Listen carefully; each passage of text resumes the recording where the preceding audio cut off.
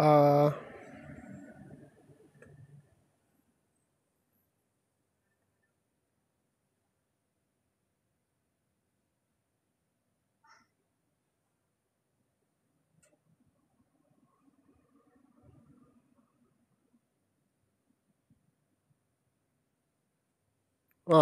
Assalamualaikum.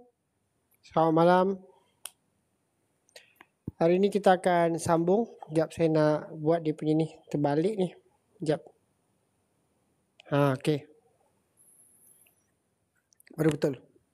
Okey. Hari ini kita nak belajar tentang pengurusan kredit dan juga hutang. Tingkatan 3. Tingkatan 3, topik 3.2. Dalam buku teks awak boleh tengok. 3.2 tentang pengurusan kredit dan hutang. Okey. So saya terus pergi kepada soalan berkaitan dengan kredit kad ataupun kad kredit lah kan. Kredit ataupun hutang. Hutang nanti saya akan beritahu. Saya bagi satu senario dulu. Okey. Soalan dia dalam bentuk masalah. Min Hui menggunakan kad kredit untuk membuat bayaran pembelian jam tangan sebanyak RM1,500. So Min Hui ni dia beli 1 jam. Okay, dia beli jam. Dia beli jam secara kredit lah. Dia tak pakai tunai. RM RM1,500. Of course bila pakai secara kredit ni pakai secara hutang kan. So amount tersebut juga merupakan jumlah terkini pada penyata bulan Jun. Kita anggapkan dia beli jam je lah untuk bulan tu. Dan dia tidak membuat sebarang bayaran balik pada bulan Jun. Okay, dia tak bayar balik apa-apa. Kosong, dia tak bayar apa-apa. Bank A mengenakan charge kewangan. So bank ni dia ada buat satu charge kewangan 18%. Tinggi tak apalah, tak penting sangat. 18% setahun ke atas baki yang belum jelas. 18% ke atas baki yang belum jelas untuk 30 hari, untuk 35 hari. Dan dia juga ada charge lewat. Charge lewatnya adalah 1%. 1% ataupun RM10. Mana-mana yang maksimum lah. Hitung charge kewangan dan charge bayaran lewat yang perlu ditanggung. So kita nak kira charge bayaran. Charge kewangan. Okay, charge kewangan dan charge lewat. Kerana pada bulan Jun tu, dia langsung tak bayar apa-apa. Ini tingkatan 3 lah. 1,500 jamnya. Okay, so baki yang dia belum jelas adalah 1,500. Maka charge kewangan dia adalah sama dengan RM1,500 didarabkan dengan 18%. Itu cara dia. Dan kamu kena tambahkan belakang dia lah 35 hari. Daripada 365 hari. Ni. Okay. So akan dapat nilainya di sini ada sebanyak RM25.89. Maka ini adalah duit yang dia akan dikenakan, charge kewangan digunakan kredit kad tersebut. Okay. Apakah charge bayaran lewat? Pasal dia tak bayar langsung pada bulan Januari. Charge bayaran lewat adalah 1%. Charge bayaran lewat adalah 1% daripada apa? 1% daripada jumlah 1,500 campur dengan charge kewangan. Okay. So 1% daripada 1,500 kita tambah dengan RM25.89. So kamu akan dapat di sini nilai sebanyak RM15.26. Ini adalah sedikit sebanyak kredit. Kita panggil apa? Kredit kad. gunakan kredit kad. Yes, kad kredit. Untuk membeli barang-barang tertentu lah. Yang kamu boleh beli menggunakan kad kredit. Dia ada 2 charge, kamu kena tahu kira. Satu panggil charge kewangan. Satu panggil charge barang lewat. Okay. So dekat sini saya nak kira yang ini 2. Kemudian kita dah sambung kepada satu lagi contoh. Kredit kad. Kad kredit lah. Dia beli telefon bimbit. Telefon bimbit berharga RM3,500 pada bulan Julai. Dan dia tak bayar langsung selepas menerima penyata bulan Julai. Bank mengenakan charge kewangan 18% setahun, sama. Ke atas baki belum jelas untuk 35 hari. Dan charge bayar lewat ialah minimum RM10 ataupun 1% daripada baki belum jelas. Anggapkan Syarmila tidak menggunakan kad kredit sebelum dan selepas pembelian telefon bimbit itu. Hitung jumlah terkini penyata bulan Ogos. Kita nak kira bulan Ogos ni berapa ringgit. Lepas tu kita nak kira dia punya kita nak kira penyata bulan Ogos berapa ringgit yang dia kena bayar. Dia tak langsung tak bayar. Dia beli bulan Julai, lepas tu dalam bulan Julai tu dia tak bayar apa-apa. Sekejap, saya padam sekejap. Okay, so kali ini bukan Mingkui, kali ini Syarmila pula. Syarmila. Okay. Yang ini saya tengok soalan macam ni kalau nak keluar untuk SPM pun boleh lah. Tapi saya nampak jarang keluar. Tapi kalau keluar ni mati. Kalau keluar dia mati. Because kamu mungkin dah lupa. So kamu kena refresh balik lah. Okay, Syarmila dia beli phone. Ni. Dia beli satu telefon bimbit. Dia beli telefon bernilai RM3,500. Charge kewangannya adalah 18%. Charge kewangan 18%. Dan syaratnya dibagi ke atas baki belum jelas untuk 35 hari. Ke atas baki belum jelas. Baki belum jelas. Berapa hari? Untuk 35 hari. Lepas tu dia ada charge lewat. Charge lewat dia adalah 1% atau RM10. Mana-mana yang tinggi. Kalau kamu kira, charge lewat kamu kurang daripada RM10, letak RM10 je. Dia pilih mana yang paling tinggi. Okay? So untuk kes ni, kita nak kira hitung jumlah terkini penyata bulan Ogos. Okay? Hitung jumlah terkini bulan Ogos. Kita anggap dia tak bayar langsung untuk Julai. Dia tidak membuat bayaran apa-apa. Dia tidak membuat sebarang bayaran balik selepas menerima penyata bulan Julai. So kamu kena kira dia punya charge kewangan. Bakinya 3,500. Okay. Jadi charge kewangan yang dikenakan ke atasnya adalah 3,500 tadi darat dengan 18% dan darat daripada 35 hari daripada 365. So kita akan dapat di sini, kamu kira pakai kalkulator, RM60.41. Kemudian kita kena tambah supaya kita boleh cari charge lewat. Charge lewatnya adalah 3,500 tadi 1%. 1% daripada jumlah duit yang dia belum bayar lagi. Ni semua.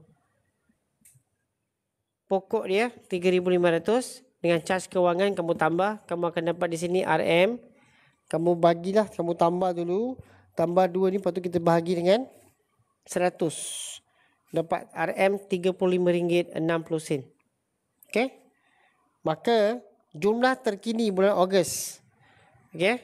Jumlah bulan Ogos yang dia kena bayar adalah sama dengan RM1,500 tadi tambah dengan RM60.41 tambah dengan RM35.60. So kamu akan dapat total RM 1 sorry, ini bukan RM1,500, RM3,500. RM3,500 sini kan. Okey, RM3,500. So 3,596 1 sen. So itulah penyata bagi bulan Ogosnya. Okay. That's what she have to pay for her August punya outstanding bill. Okay. Credit card. Kamu kena faham. Dia bukannya nak kata simple lah. Kamu kena faham terminologi yang ada dalam soalan. Kamu boleh buat punya. Okay. So form 5. Yang ni kalau nak keluar dekat kertas 2 boleh. Saya pernah tengok dia keluar dekat percubaan negeri lain. SPM saya rasa tak nampak lagi. Saya tak sure Nanti saya check.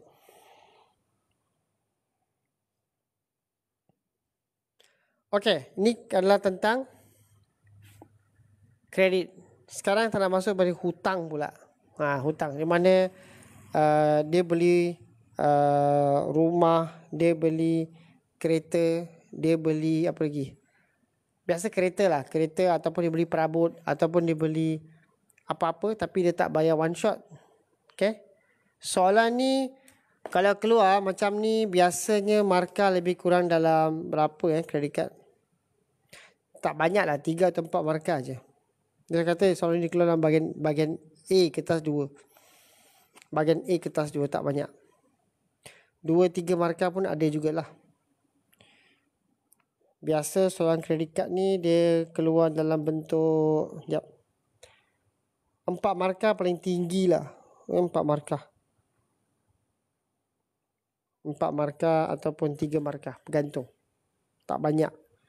Okay, soalan bahagian B SPM pun dia tak banyak. Bahagian permulaan.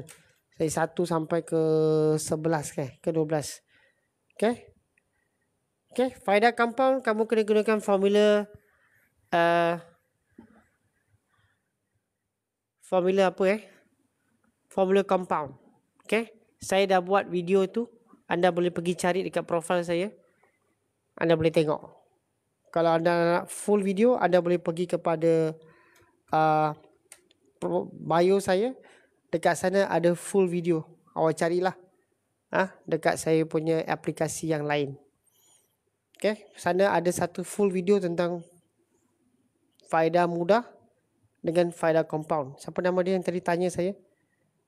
Saya tak nampak. Ada macam nombor 4 kat sana. So anda boleh pergi sana, anda boleh tengok. Okay?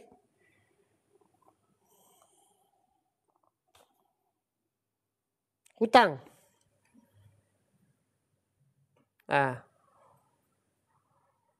Kalau macam tadi saya kata faedah compound.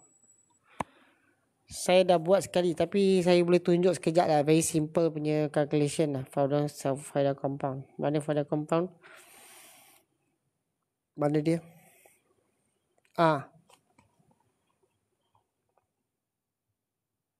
Faedah compound mana? Ni dia. Let's say dia simpan duit RM2,000 dengan kaedah faedah 2% setahun. Dan dia simpan dalam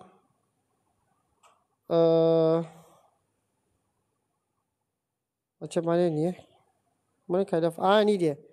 Bukan 2,000. Contoh pengiraan Dia simpan 15,000. 15,000. RM15,000 disimpan 15,000 dalam satu bank. dengan kaedah faedah 4%. Okay.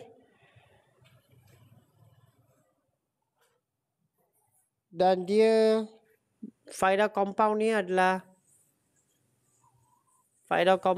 adalah setiap setengah tahun sekali.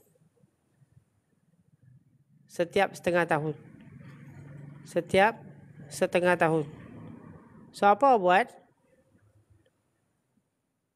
Saya bagi tahu je lah. So kamu boleh ulang balik sikit faedah compound. Tengah buat ni. So faedah compound formula MV measuring value equals to principles 1 plus R over N T. R ni apa? Peratus.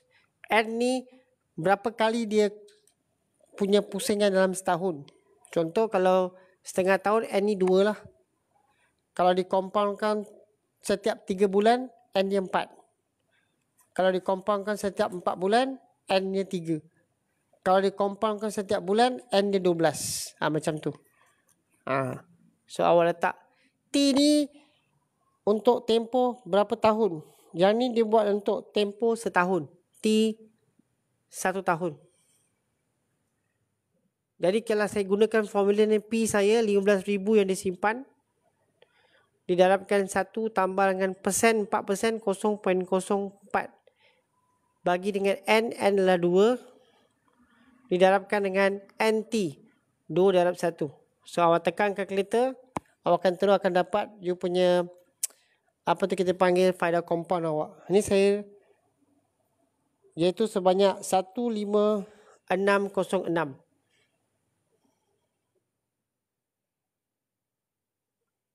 Okay. Yang ni saya sudah buat hari tu. Full videonya ada dekat profile saya. Dia ada buat perbandingan antara video faedah mudah dengan faedah compound. Awak boleh pergi tengok sana, awak boleh belajar. Okay.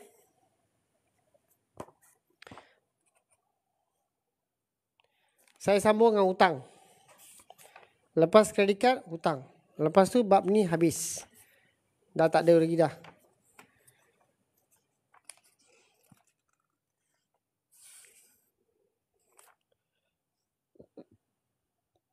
Okay. Minggu lepas saya tahu ada.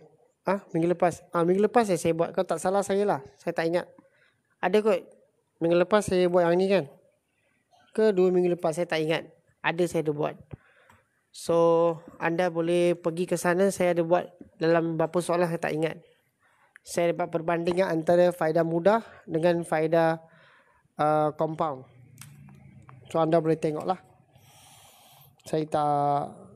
Okay, hutang. Hutang ni kereta A. Kereta ni RM 80,000.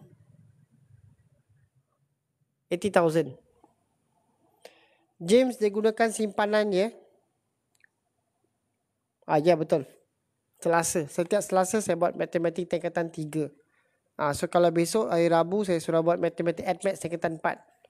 Hari Khamis saya buat matematik tingkatan 2. Tapi tengoklah. Tak lama lagi nak raya kan. Saya rehat sekejap. Kalau saya buat live tengah-tengah raya pun pelik pula kan.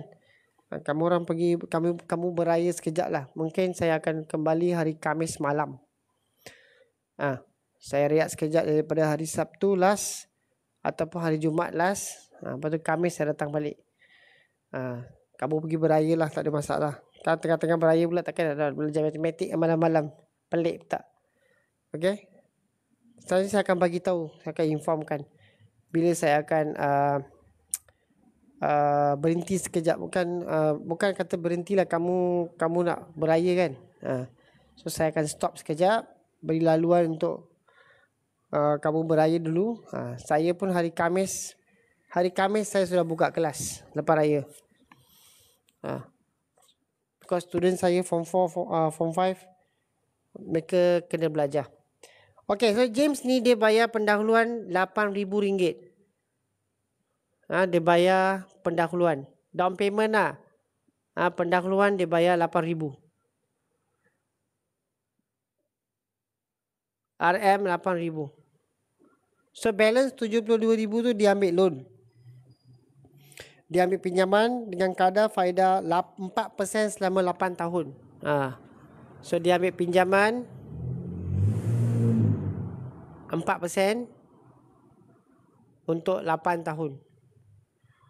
Soalan dia suruh kita cari, hitung jumlah bayaran balik pinjaman. Okay? Hitung jumlah bayaran balik pinjaman. So daripada 72,000, okay? Dia punya pinjaman yang dia ambil adalah sebanyak 72,000. Kalau kamu kira ni, kamu akan dapat RM 72,000. So 72,000 ni yang kita akan kenakan kita punya compound 4%. Jadi 4% daripada RM72,000 adalah sebanyak berapa? Sekejap saya kira sekejap. Saya pun tak saya kira sekejap. Saya tahu final value saya nak pecahkan demi value sekejap. So dia buat untuk 8 tahun. So kena dalam 8 lagi lah. Ini your basic PRT, principal rate dengan ini panggil kita punya faedah mudah kita. Kita nak gunakan balik. So 72,000 darab 4%. Sorry. Darab 4 bagi 100. Dan you kena darabkan dengan 8. RM23,040. Okay. RM23,040. RM 23,040. Maka kita nak hitung jumlah bayaran balik pinjaman. So bayaran balik pinjaman berapa? Kena bayar dengan dia punya pokok dia kan? Betul tak? So bayaran balik dia adalah RM RM72,000 tambah dengan RM 23,40. Jadi saya akan dapat RM RM95,040. That's the amount of money yang dia kena bayar balik. Okay, untuk problem seperti inilah di bawah bab hutang. Kita hutang, kita kena bayar bank sedikit, kita panggil apa? Faedah tahun kadar, sedikit faedah. Kena bayarlah, no choice.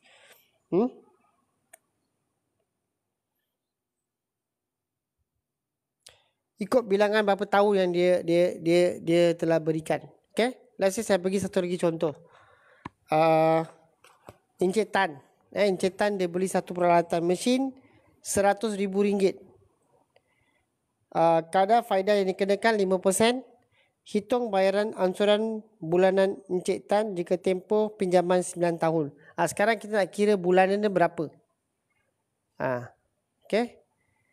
Bulanannya berapa. So, apa saya buat? Okay. RM 100,000 dia pinjam. Nak beli apa? Nak beli peralatan untuk kilang. Kadar faedah pertanian adalah 5%. Untuk berapa tahun? Untuk 9 tahun. So, dia suruh kita kira berapa dia punya bulanan punya komitmen. Dia bayar bulan-bulan berapa.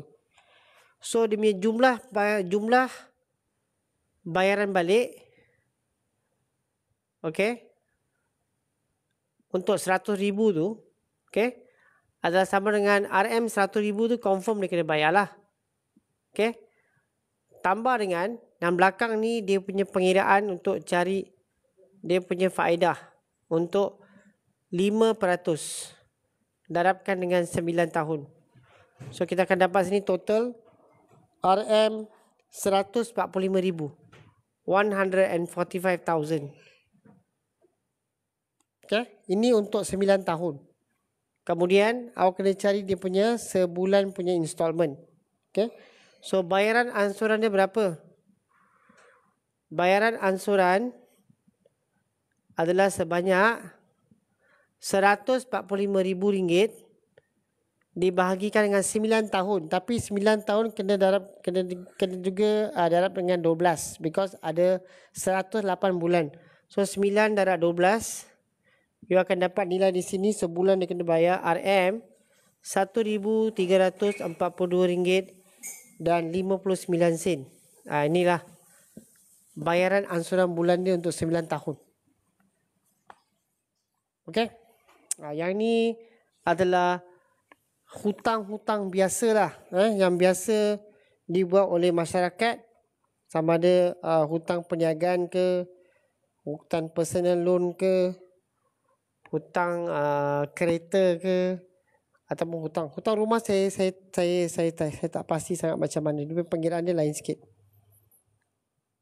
Okey.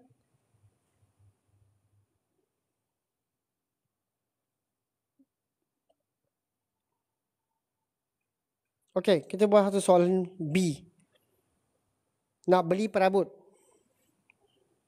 So dia buat pinjaman peribadi RM40,000. Ni kebat sikit lah. Tak kebat sangat lah, tapi adalah sikit. Kamu kena twist sikit soalan dia. Okay, saya pergi soalan tu dulu kejap. Saya padam ni. Saya rasa hari ni pun tak ramai orang kan tengok kan. Mungkin pelajar tak sampai lagi. Okay. Dan satu lagi, saya rasa lepas raya dia akan pergi laju sangat. Kamu akan terkejut lah. Okay. Sebelum raya ni slow-slow sikit kan. Because cikgu-cikgu pun penat. Puasa. Tapi tak semua lah tak semua. Lepas raya, nanti kamu akan kena. Bukan kita minta doa atau apa, tapi memang macam tu. Tahun ni kalender sangat pendek. Kalender pembelajaran sangat pendek. Okay, Fatimah. Dia nak beli perabot. Perabot dia, nak tukar perabot lah banyak lah. Nak tukar perabot. Nak raya kan? Mahal. RM40,000. RM40,000 ni dia buat pinjaman peribadi. Pinjaman peribadi. Personal loan dipanggil dalam bahasa Inggeris lah. Okay. Dia buat pinjaman peribadi dengan kadar faedah persen 5.5%. Tempoh 6 tahun. R-nya adalah 5.5% untuk 6 tahun. 6 Yes, 6 tahun. Dia ada dua bahagian. Bahagian pertama, hitung bayaran ansuran bagi pinjaman peribadi Fatimah. So, kita nak kira bayaran ansuran berapa. Ansuran tu maksudnya setiap bulan bayar berapa. Okay? So, apa buat? Bayaran ansurannya of course RM40,000 tu kamu kena bayar, no choice. Tambah dengan kamu kena kira RM40,000 tadi tu darabkan dengan 5.5% dan ini adalah untuk 6 tahun. So kamu akan dapat, kamu bayar RM53,200. Okay.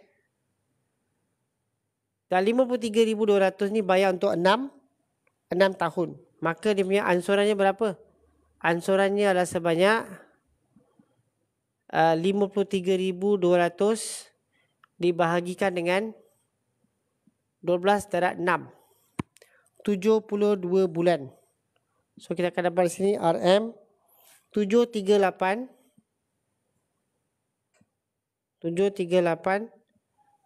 dan 89 sen. Ni ansuran bulan-bulan dia kena bayar untuk 6 tahun. Okay, 6 tahun. Kemudian dia ada sikit tanya, ada sikit twist sikit. Dia kata, jika Fatimah ingin mengurangkan tempoh bayaran balik kepada 5 tahun. Dia tak nak 6 tahun, dia nak 5 tahun je. Berapakah wang yang Fatimah perlu menambah ke atas ansuran bulanannya? Sekarang dia nak tambah. Okay. dia nak kurangkan dia punya tahun. Rate sama. So berapa ekstra dia kena tambah ni bulan-bulan? Berapa? So kerja awak. Okay. Kamu kena kira untuk 5 tahun. Okay. So untuk 5 tahun. Okay. Kamu kena bayar balik 40,000. Betul? Tambah dengan 40,000 yang sama tadi yang dia ambil loan, darab dengan 5.5%, darab dengan 5 tahun. So kita akan dapat dalam RM 51,000. Tetapi 51,000 ni kita bayar dalam masa 5 tahun. 5 tahun. Jadi ansuran dia berapa? Ansurannya ialah 51,000 saya bagikan dengan 5 darab 12. 60 bulan. 60 bulan saya akan dapat sebanyak RM850. Sekarang ansuran dia bertambah. Untuk sebanyak berapa bertambah? So kita kena tolak dengan yang ni. So kita tulis wang perlu ditambah. Berapa kita perlu tambah? Wang perlu ditambah ialah 800 setengah tadi tolak dengan ni 738.89 sen. So kita akan dapat RM 111.11 sen. Yang ni lah duit yang dia kena tambah supaya dia boleh bayar dalam tempoh 5 tahun je. So additional RM111.11. Okay? Ada soalan nak tanya tak? Orang pun tak ramai. Okay? So saya pun tak nak pergi jauh-jauh sangat lah. Perlukan contoh lagi satu. Kalau tak saya akan offline. Tak, okay. Kalau tak mean saya akan end live. Because yang ni dia tak banyak, dia sikit je. Anda nanti boleh buat banyak lah soalan-soalan dia. Dia boleh kebat dia macam-macam, boleh tanya balik. So anda boleh try buat dan ada soalan tu bolehlah tanya mana-mana yang anda tahu dekat dengan anda. Kalau nak tanya pada saya, cubalah try. Nanti saya cuba tengok, ada masa saya cuba tengokkan. Okay, tak lama saya lah hari ni because saya dekat-dekat nak habis bab ni. And minggu depan saya tak buat live untuk hari Selasa. Kerana raya jatuh, kalau raya jatuh hari Isnin, Selasa, Rabu saya tak buat live. Khamis saya tak sure lagi. Saya tengok pada ni lah. Kalau nak saya akan buat pada hari Khamis. Minggu ni saya akan buat esok AdMaths, Khamis tingkatan 2, Jumaat AdMaths. Sabtu saya tak sure saya nak buat ke tak. Saya rasa ramai akan sibuk balik kampung. Kan? So saya tak sure Sabtu saya nak buat ke tak. Okay? Sabtu, Ahad of course lah. Saya takut hari Isnin kamu akan beraya kan. Jadi hari Ahad tu kamu akan sibuk dengan urusan-urusan tertentu lah. Di kampung ataupun di rumah masing-masing. Okey je. Saya tak pasti kalau saya nak live macam biasa tak. Untuk hari raya. So kalau nak saya buat lah. Kalau tak saya akan buat selepas hari raya lah. Saya tak nak kacau anda berhari raya. Okay? Saya end live kat sini. Tengok saya lah. Tengok saya lah. Lepas raya Khamis kembali lah. Yes. Saya rasa lepas raya hari Khamis saya akan kembali hari Khamis. So anda boleh rehat. Saya pun nak rest kejap. Saya rest kejap untuk 2-3 hari saya charge charge balik, relax balik, ambil cari apa kita panggil, cari ilham. Because saya plan untuk fizik kimia nanti. Tengoklah. Yes, saya nak rehat untuk raya dulu. Mungkin hari Sabtu ataupun hari Jumaat saya akan last. Jumaat saya buat last, nanti saya akan datang balik hari Khamis. Saya rehat untuk beberapa waktu sekejap. Saya cari ilham. Mungkin apa kelas-kelas yang saya dah buat tu, mungkin kita kena ulang sikit, ulang kaji ke. Jumaat last, yes. Jumaat kita buat last. Because Form 1 hari Sabtu, saya bukannya anti Form 1. Form 1 ni dia belum pergi jauh sangat. Jadi saya nak pergi Form 1. Form 1 saya sudah masuk bab 3. Tapi saya lihat Form 1 mereka belum lagi, baru-baru masuk bab 2. So saya tak nak pergi jauh sangat. Jumaat last. Lepas tu next week saya akan masuk Khamis. Okay. So besok masih ada lagi. Dan saya jumpa anda untuk tingkatan 2 matematik. Assalamualaikum warahmatullahi wabarakatuh. Selamat berpuasa. Masih lagi dalam mood puasa. So pulun cukup-cukup pahala. Okay. Bye.